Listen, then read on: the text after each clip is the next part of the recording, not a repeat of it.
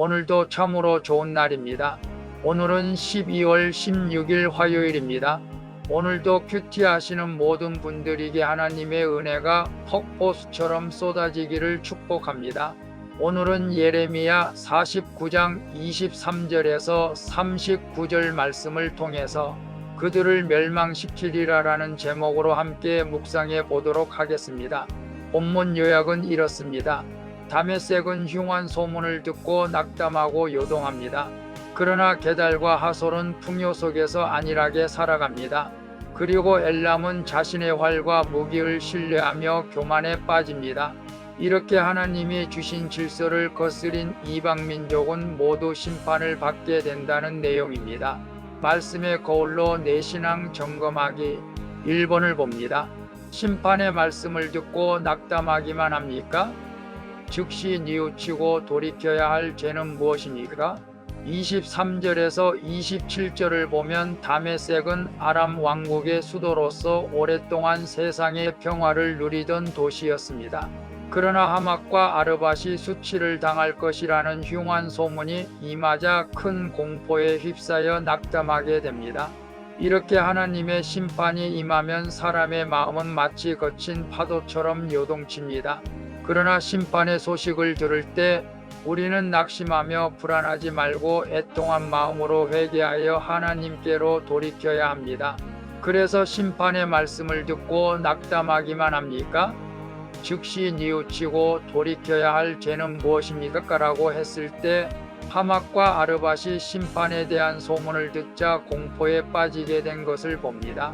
오늘 우리도 하나님이 심판하신다면 어떤 면에서 두려움과 공포에 휩싸일 수도 있습니다. 그러나 하나님은 오늘 우리에게 깨닫게 해주시려고 말씀을 묵상하게 한 줄로 믿습니다. 행여나 하나님의 심판 같은 사건이 내게 임한다 할지라도 우리는 두려워하지 말고 내가 하나님 앞에 돌이켜야 할 죄가 있다면 즉시 돌이킨다면 심판을 면하게 된다는 것입니다. 저도 늘 주님을 위해서 일한다고 하지만 때로는 세상에서 내 욕심을 채우려고 할 때도 있었습니다. 그럴 때마다 즉각 회개하며 용서를 구했습니다. 오늘 우리도 내 죄를 뉘우치고 하나님께 돌아가야 할 죄가 있다면 즉시 회개할 때 하나님께서 우리에게 심판 대신 회복의 은혜를 베풀어 주실 줄로 믿습니다. 2번을 봅니다. 현재 내 삶은 평안합니까? 매 순간 치열합니까? 말씀을 묵상하지 않고 지나치는 날은 없습니까? 28절에서 33절을 보면 게달은 유목과 무역으로 번영하던 민족이고 하솔은 성문도 문빗장도 없이 평안히 사는 백성이었습니다. 그들은 외적으로 평안을 누리며 부족함이 없었지만 내적으로는 하나님을 경외하지 않는 삶을 살았습니다. 이에 하나님은 그들의 무감각한 삶을 심판하시고 그들이 자랑하던 가축과 재산을 빼앗은다고 말씀하십니다. 우리에게 가장 위험한 때는 고난의 때보다 평안의 때입니다. 문제가 없는 것이 문제입니다. 그래서 현재의 내 삶은 평안합니까? 매 순간 치열합니까?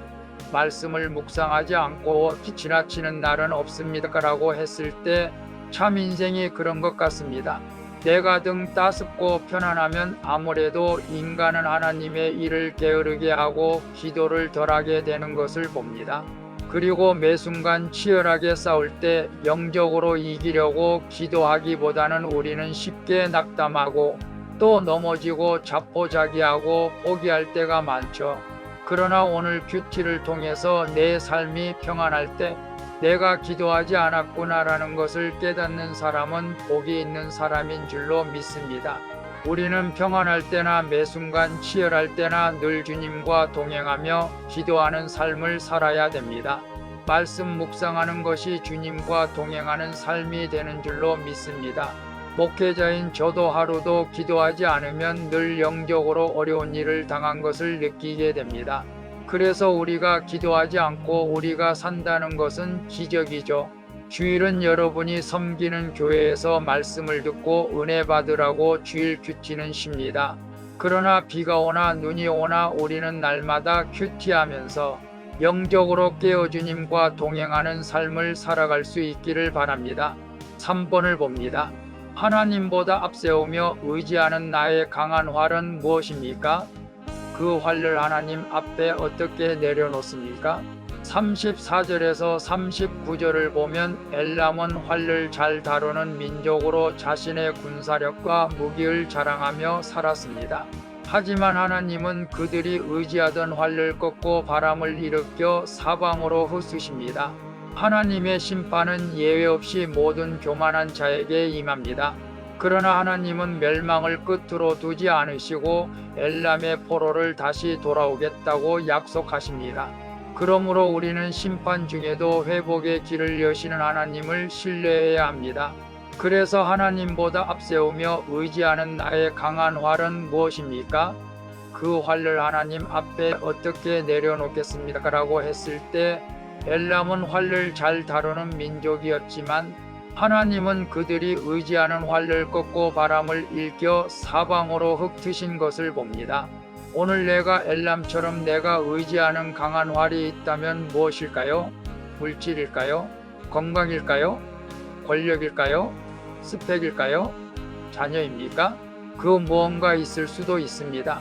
저는 아무것도 없습니다. 만약 있다면 건강이겠죠.